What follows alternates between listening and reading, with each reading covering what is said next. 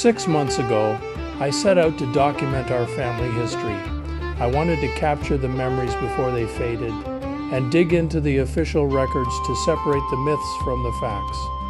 What I found was a story of survival, of grit, of flying doghouses and stolen dimes, and of a man who crossed an ocean to leave his name behind.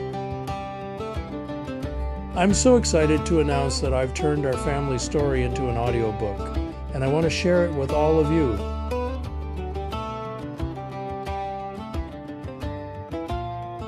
Over the coming months, we are going to travel from the soot-stained cobblestones of Dublin to the trenches of the First World War. We'll ride along for the great autoclave heist. We'll survive the Battle of the Thames Valley, and we'll remember the incredible men and women who built the branches of this family tree: Kathleen, Eileen, Jake, Tom, and Bob.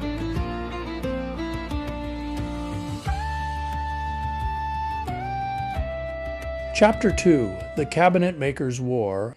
If you were to walk into John Carroll's life in the early days of 1914 in the town of Hespeler, the first thing that would have greeted you was the smell.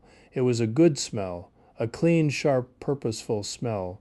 It was the scent of sawdust, fresh pine, sweet maple, the earthy depth of oak, hanging in the air like dust motes in a sunbeam. John's life was a life of making things.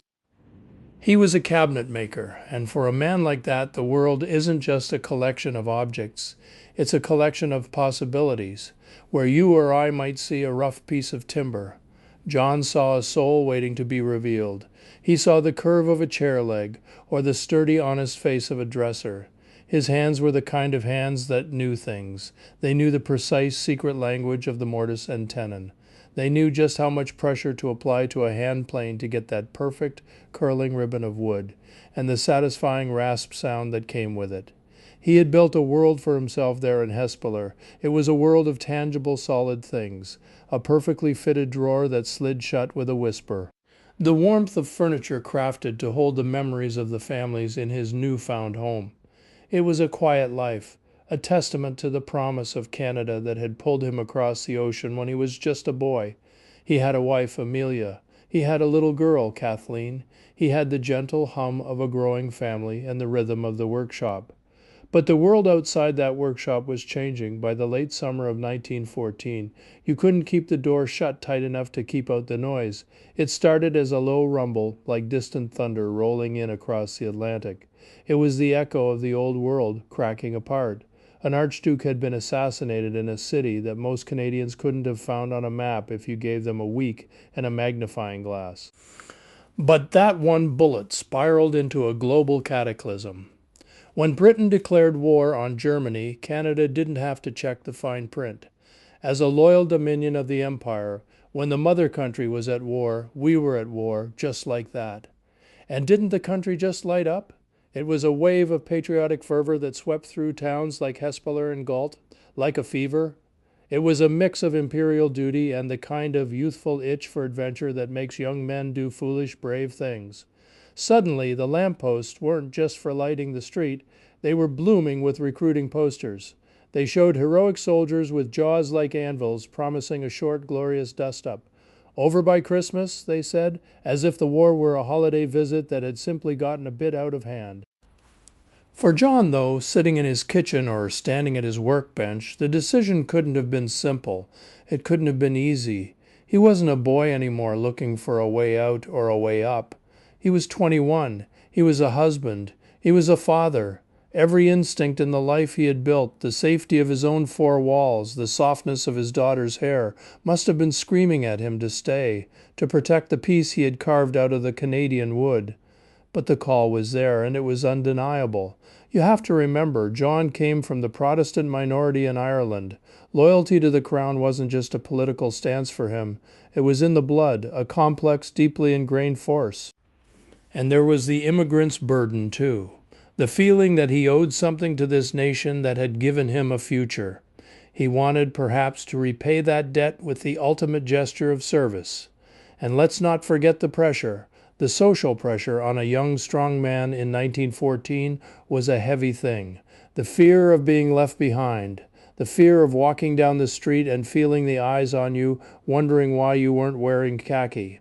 The fear of being seen as a coward while your peers marched off to the great adventure of their generation. Day after day, he would have heard the talk at the furniture factory. He would have seen the lists of volunteers printed in the local paper, names of boys he knew. He might have stood by the tracks and watched the trains pull away.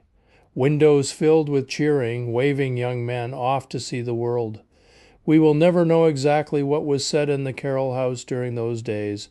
We can't know the quiet, late-night talks between John and Amelia, the conversations filled with love and the unspoken cold knot of fear in their stomachs.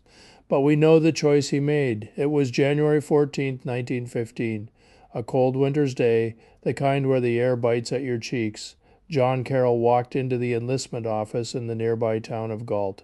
He stood a proud 6 feet tall. He had a fair complexion, hazel eyes, and the quiet confidence of a man who knows his trade. He had been forged by the hardship of Dublin and the discipline of the cabinet shop. To the recruiting officer, he must have looked like the answer to a prayer. The ideal recruit. They put the forms in front of him. He picked up the pen. And when he came to the line that asked for his birth year, John Carroll didn't write 1893. He wrote 1889. It was a small lie, a little fiction that added 4 years to his age. It was a common deception in those days, a way to appear more seasoned, more ready, a man to be trusted with responsibility right from the get-go. And it worked.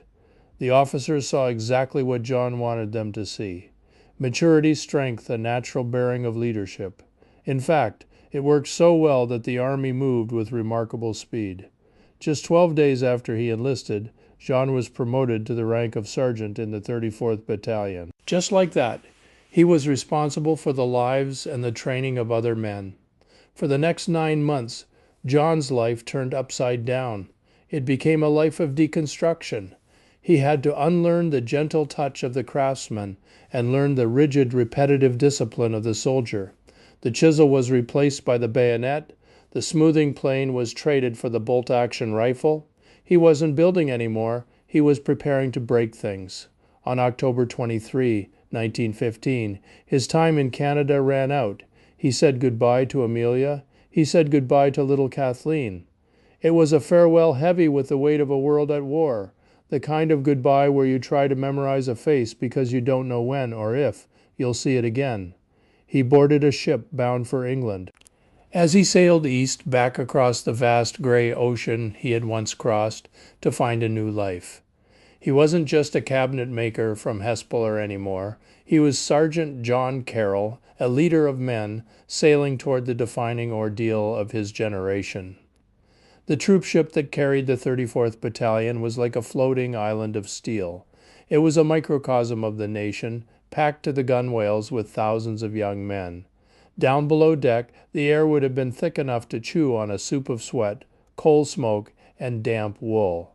As a sergeant, John had to keep his head. He was responsible for his men's discipline, their morale, their readiness. And it was here, surrounded by boys from every corner of Canada, that his Dublin accent likely became a defining feature. He had shed the name Samuel, a name he hated when he first came to Canada, preferring John. But on that ship, amongst the lads, a new name stuck to him. Pat. It had an unmistakably Irish charm to it. It fit him like a glove. It was a name that connected him to his heritage, but it also separated him from the boy he had been. Samuel was gone. John was the cabinet maker, but Pat was the soldier. They landed in an England that was already deep in the grip of total war. The cities were darker at night. The faces on the street were tighter, more strained, and everywhere there was the sobering sight of wounded soldiers in their distinctive blue hospital uniforms, the boys in blue, walking reminders of what lay across the channel. The 34th Battalion was sent to the Salisbury Plain for training. It's a vast, wind-swept place, and that autumn it was notoriously damp. The training grounds turned into a sea of sucking mud. It was a grim, prophetic introduction to what they would find in Flanders. The goal here was simple and brutal. Strip away the individual. Forget the craftsman, the clerk, the farmer, forge a soldier for John. The discipline was familiar. He was a man of method, after all. But the conflict between the craftsman who builds and the soldier who destroys must have been a silent internal struggle waged in the quiet moments between drills. By early 1916, the Canadian Corps was hungry for men. They needed reinforcements desperately. The 34th Battalion was broken up, its men parceled out to fill the gaps in depleted veteran units, because he was skilled, because he was reliable. Sergeant John Carroll was assigned to one of the most storied units in the entire expeditionary force, the 1st Canadian Battalion. Now, the 1st Battalion was no ordinary outfit. They were a legend, forged in the very first fires of Canada's war. They were nicknamed the Western Ontario Regiment, raised in London, Ontario, and they had been some of the first Canadians to arrive on the Western Front back in February 1915. They had their baptism by fire at the horrific Second Battle of Ypres. They were the men who held the line against the first large-scale chlorine gas attacks of the war. They earned a reputation for almost inhuman toughness, but they paid for it at a staggering cost. By the time Pat joined them, they were veterans of the costly assaults at Festubert and the blood-soaked trenches of the Somme. This was a unit that had been nearly wiped out and rebuilt, a family of soldiers that would go on to be defined by Vimy Ridge and Passchendaele. They were part of the 1st Canadian Division, the famous Old Red Patch. Joining them meant stepping into a brotherhood forged in hell. It meant stepping into a unit that had already stared into the abyss and hadn't blinked. As John prepared to cross the English Channel into France, the transformation was complete. He had left everything behind. He was Pat now, a sergeant in a veteran battalion, and he was heading for the front lines. Crossing into France was like crossing a final invisible threshold. The journey from the coast to the front was a descent, stage by stage, into a landscape that was being systematically unmade. By the spring of 1916, Sergeant Carroll and the 1st Canadian Battalion were deployed to the Ypres salient. There was no posting on the entire Western Front more infamous or more dreaded than the salient. It was a bulge in the front line, surrounded on 3 sides by the German army. The enemy held the high ground on the ridges, looking down into the Allied trenches like boys looking into a fishbowl. To be sent to the salient was to be sent into a slaughterhouse. And the landscape. Well, it was a vision of hell. The fields of Flanders had been churned into a featureless, lunar wasteland. It was a world of overlapping shell craters filled with foul, brackish water. The trees weren't trees anymore. They were skeletal, shattered stumps, pointing accusing fingers at the gray sky. There was no green, there was only mud, an endless expanse of gray and brown mud, thick, glutinous stuff that pulled at a man's boots, fouled his rifle, and seemed to want to suck the very life and warmth right out of him. For John, the cabinet maker, this world of chaos and ugliness must have been a profound offense to his soul. His life's work was about creating order, beauty, and permanence here. He was living in a place that was actively, violently falling apart. As a sergeant, his life became a cycle of immense responsibility and grinding fatigue. He organized sentry rotations. He led nightly work parties to repair the barbed wire in the dark. He inspected his men's feet for the dreaded trench foot, and every day was a lottery of random death from snipers and artillery. In early May 1916, the sector was hot, just to the south. The Canadians were fighting the horrific Battle of the Craters at St. Eloi. The shock waves of that battle rippled through their sector. More shelling, heightened tension. Every moment was lived on a knife's edge, waiting for the sound that would change everything. On May 4th, 1916, that sound came. We will never know the exact circumstances. It wasn't part of some grand offensive. It was a random, meaningless act of violence.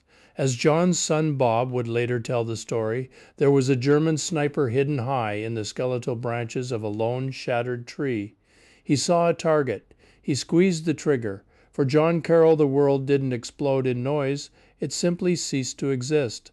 A 7.92 millimeter bullet struck him on the left side of his face, an inch and a half below his inner eye. The impact was catastrophic. It shattered his upper and lower jaw into multiple pieces. The bullet tore through his throat and neck, miraculously missing the carotid artery and his spinal cord, and exited through his back near the shoulder blade. The force of it threw him violently against the trench wall before he crumpled into the mud, unconscious and silent. To the soldiers who rushed to his side, a head wound like that, well, it was a death sentence. In the brutal triage of the battlefield, he was a lost cause. The official report was sent back, grim and final. He was declared killed in action. Back in Hespeler, an ocean away, the wheels of the vast military machine turned. A telegram from the War Office made its way to the Carroll home. It was the telegram every wife and mother prayed would never come. It informed Amelia Carroll that her husband, Sergeant John Carroll, was dead. Her private, crushing grief was made brutally public when his name appeared in the casualty list of the local paper that night. For a day, perhaps two, Amelia and the family were plunged into a world of absolute darkness. Meanwhile, on the front, Pat's body was placed with the other fallen soldiers. He was wrapped in canvas and loaded onto the dead wagon, a simple horse-drawn cart used to transport the bodies to the rear for burial. And this is the story that would become the cornerstone of the Carroll family lore, passed down for 100 years. As Bob would later describe to Debbie, John was discovered buried beneath a number of dead soldiers piled on the back of a lorry in transit to the cemetery. As the cart began its final jolting journey, John Carroll was, for all intents and purposes, a dead man. But some small, stubborn spark refused to go out. As the cart rattled and swayed along the rutted track, a sound escaped his ruined mouth. It was a low, almost imperceptible sound, a moan. A fragile noise of life in a wagon of death. A soldier walking alongside the cart heard it. He halted the horses. The dead man, Sergeant John Carroll, was pulled from among the fallen. Against all odds, he was rushed toward the nearest dressing station, and in Hespeler, a second telegram arrived. A correction. Imagine that moment. It must have felt like a miracle captured in a bottle, a message that turned unimaginable grief into breathtaking hope.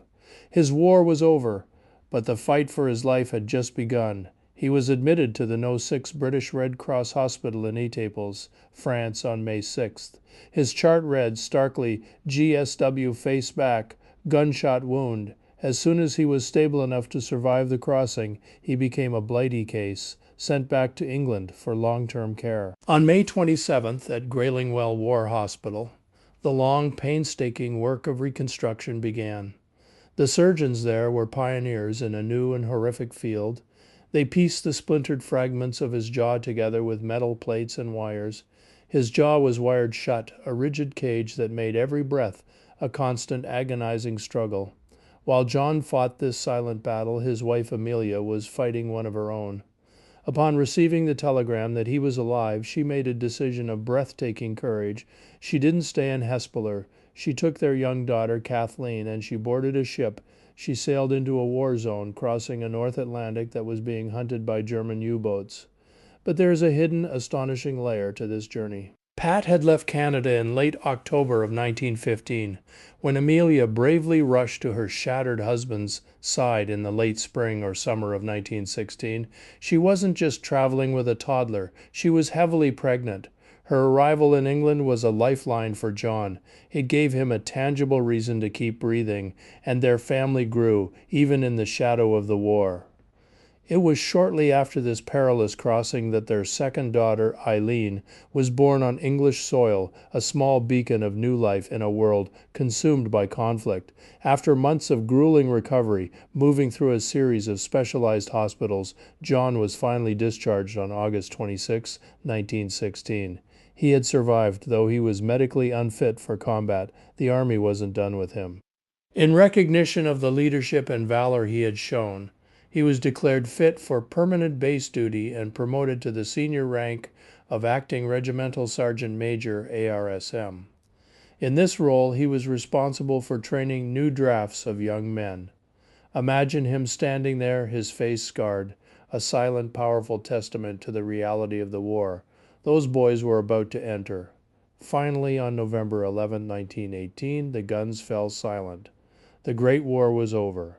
The massive, complex process of bringing the Army home began. On December 7, 1918, John boarded the HMT Olympic at Southampton. It was a luxury liner, the sister ship to the Titanic converted into a troop ship. He sailed for Canada. Around the same time, Amelia, with Kathleen and little Eileen, who had been born only months after their arrival in the UK, began their own journey home on a separate civilian vessel. Their passage is immortalized on a passenger manifest. Carroll, Amelia with Kathleen, age 5, and Eileen, age 3, their destination listed as Hespeler Auntie.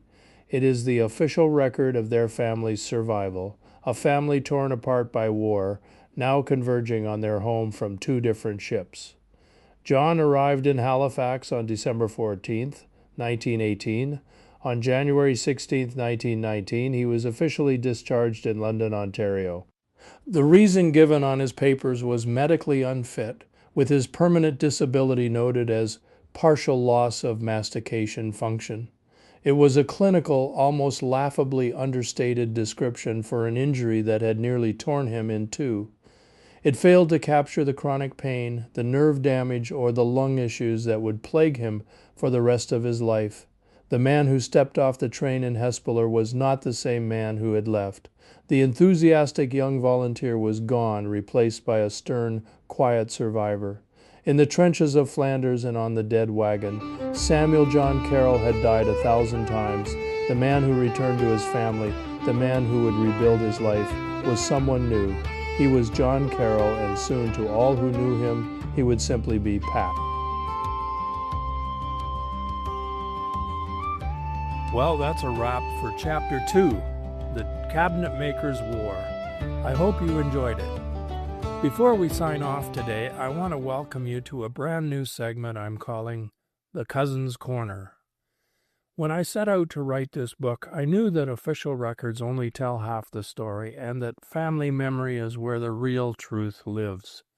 Well, after Chapter 1 dropped, I received some incredible emails from the family that actually solved some 100-year-old mysteries. First, Cousin Deb emailed me with a memory that completely bridges the timeline gap of Grandpa Pat's childhood. In Chapter 1, we couldn't figure out why Uncle Bob always insisted his dad left home at 11, while the ship's manifest said he was 17. Well, Deb remembered her dad saying that Grandpa Pat actually stowed away on a boat from Ireland to England with a friend. He lived on the streets there and told them he was never going back home. Eventually, Figgan Holmes took him in as a home child. This means he did run away at 11, survived on the streets of England for years, and then sailed to Canada at 17. It's a gut-wrenching realization, but it perfectly explains the missing years, and it even explains why he likely lied and told the shipping company he was born in England. And the mysteries didn't stop there. Cousin Marg emailed me to solve the geography gap. I wasn't sure how Pat went from a warehouse in Toronto to a furniture factory in Hespeler. Marg remembered that Grandpa Pat was sent to a farm in Hamilton area as an indentured servant. Hamilton is just a stone's throw from Hespeler, so that perfectly connects the dots of how he ended up in Waterloo County. But it wasn't just a historical fact that came to light. Cousin Lynn sent me a beautiful note about the emotional connection she made while listening to Chapter 1. She realized the deep historical weight of her own name, Margaret, and her dad's name, Thomas. She also realized that her own lifelong passion for teaching literacy traces all the way back to Pat and his love for that prized stolen Bible. She even mentioned that hearing the story made her wonder what was going through Dad's mind when he later crossed the rough Irish Sea, and why he was so determined to put an old-fashioned wood stove in the cabin in Manitoulin Island. It gives me goosebumps to see how these trails and memories echo through the generations. So I want to say a massive thank you to Deb, Marg, and Lynn, and I'm taking all these emails, corrections, and realizations, and I'm rewriting my master document behind the scenes. When we finish this audio series in the fall, I'm going to either print a final hard copy or an ebook, a definitive edition of the book for all of us, with your contributions woven right into the story. So please keep your editor's hats on. If a story jogs a memory, or if you remember a detail differently, email me. We're writing this family history together. Thanks for listening, and I'll see you in 2 weeks for Chapter 3, The Cabinet Maker's Peace.